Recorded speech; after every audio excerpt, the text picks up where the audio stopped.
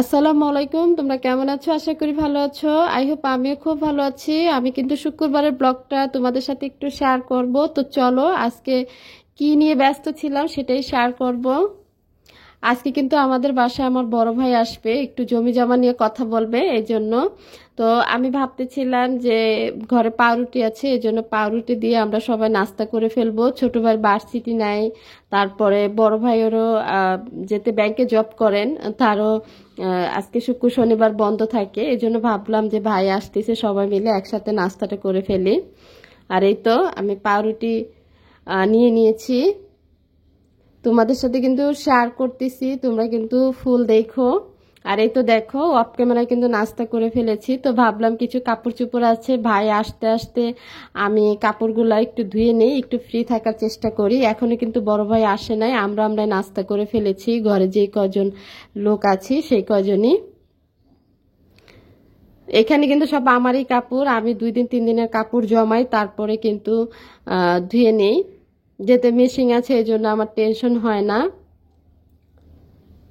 দেখো, আর তোমাদের সাথে আরেকটা কথা বলি যে দুই এক সপ্তাহ আগে একটা ভিডিও আপলোড করেছিলাম আমার ভাইয়ের, তো শুনো, তোমরা শুনে আসো। খরিদ সূত্রে তাহার সফরিস্ত বানাম এবং মালিক দখলদার না, এখানে কথা আছে, এখানে কথা আছে। আচ্ছা বলেন।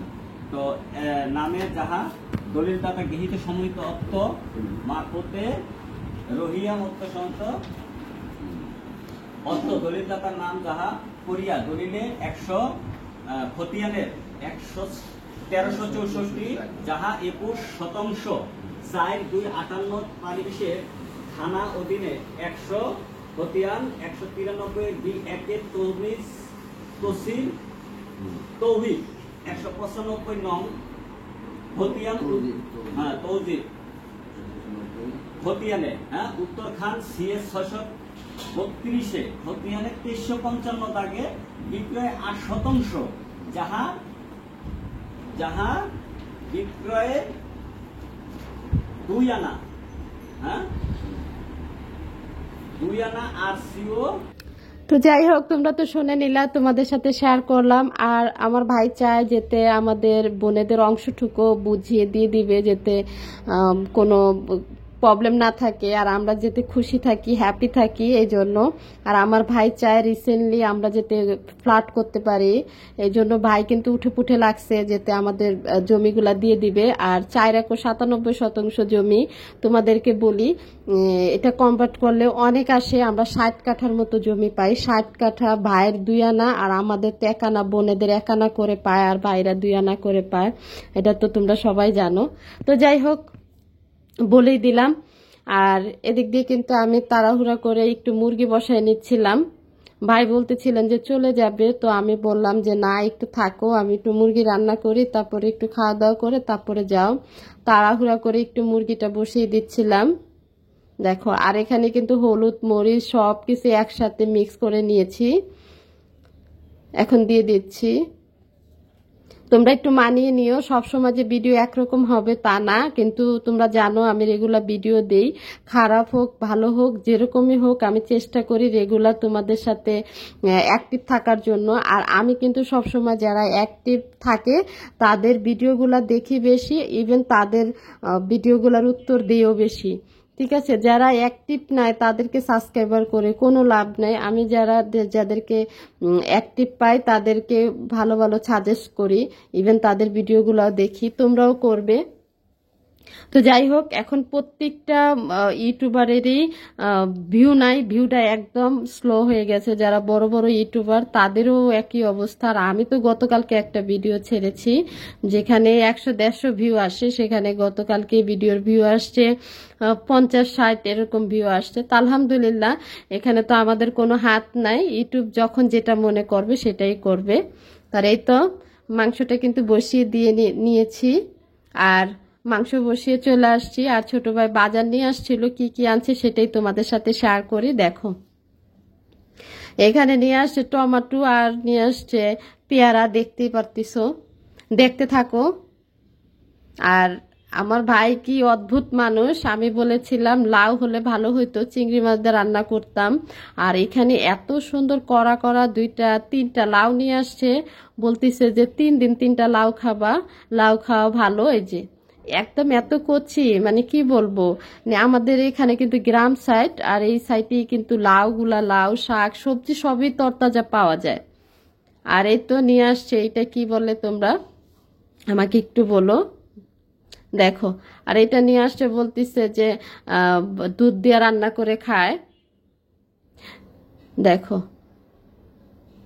আর এটা কিন্তু আমার একদম পছন্দ না। এটার নাম কি, তোমরা কি নামে ডাকো একটু বলো, আমি কিন্তু নামটা জানি, বললাম না। দেখো, আর এই তো এই বাজার নিয়ে আসছে, ছোট ভাই গিয়েছিল বাজারে, তো বলেছিলাম যে কাঁচা সবজি নাই, এজন্য সবজি নিয়ে আসছে। আর এই তো দেখিয়ে দিলাম তোমাদের সাথে সকালের বাজার। আর এই তো আমার কাপড় চোপড় ধোয়া হয়ে গেছে, আমি এখন কাপড় চোপড়গুলা উঠিয়ে নিচ্ছিলাম। এগুলো আমাদের নিত্যদিনের কাজ, আমরা যেতে মহিলা মানুষ, আমরা ঘরে থাকি, আমাদের করতেই হবে, কারণ এটা ছাড়া তো আর আমরা বাইরে বের হতে পারি না। বাইরের কাজ কি করব, আমাদের হাজবেন্ডরা থাকে বিদেশে, তো আমরা ঘর নিয়ে ব্যস্ত থাকি, এটাই ভালো। আর অনেকেই অনেক কথাই বলো যে আপু তুমি কেন বাবার বাড়িতে থাকো। আমি বাবার বাড়িতে কেন থাকি এই প্রশ্নের উত্তর কিছুদিন পরে দেব। আর এই তো বারান্দাতে কাপড় রোদে দিলাম, আর এটা হচ্ছে মার বেলকনি। আমার মা কি করে দেখো, কাঁচামরিচ শুকাইয়া একদম লাল বানায় ফেলছে, কাঁচামরিচের ভিতরে যে লাল মরিচটা থাকে এটা শুকায় নেয় আম্মা, শুকায় তারপরে এগুলো ভর্তার জন্য রেডি করে। এটা দিয়ে ভর্তা বানাইলে নাকি কালারটাও সুন্দর আসে, আর ভর্তাটাও খুব মজা হয়। আর এই যে দেখো, ভাত দিয়ে মুড়ি বানায় আমার মা, কিন্তু এই যে যে বাসি ভাত থাকে সেই ভাতগুলা কিন্তু ফালায় দেয় না, আমার আম্মা ধুইয়া কি করে কুলাতে বা সসপ্যানে করে রোদে দেয়, শুকায় গেলে বাসি ভাতের কিন্তু মুড়ি কিন্তু অনেক মজা, সেটা আম্মা রেডি করে। তারপরে কিন্তু যে কোনো একটা সময় ওইগুলা ভাইজা দেয়, মুড়ির মতো হয়, মুড়িয়ে যেটা মানে খুব সুন্দর হয়, খেতেও খুব মজা। আর এই তো বেশি কিছু রান্না করি নাই, মুরগিটা রান্না করেছিলাম একটু টমেটো দিয়ে, আর এখানে সিম ভাজি করেছিলাম, আর কিছুই করা হয়নি। আর একটা বেগুন ভর্তা করেছিলাম, এটা দিয়ে দুপুরটা আমাদের হয়ে যাবে। ভাইও খাওয়া দাওয়া করে চলে গেছে, আর আমরাও কি করলাম, বিকালের কাপড় চোপড় যেগুলো ধুয়েছিলাম এই যে এটা এখন আমি শুকিয়ে নিয়েছি, এখন আমি ওয়ারড্রোবে রেখে দেব।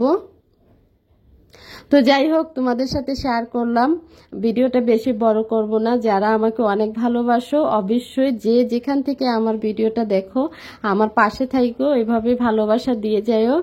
আর তোমরা লাইক কমেন্ট করো, যেতে তোমাদের একটা লাইকের কারণে আমি যাতে সামনের দিকে আগাতে পারি। সবাইকেই বলি, দেখো তোমাদের সাথে আমার একটা ভালো একটা বন্ডিং হয়ে গেছে।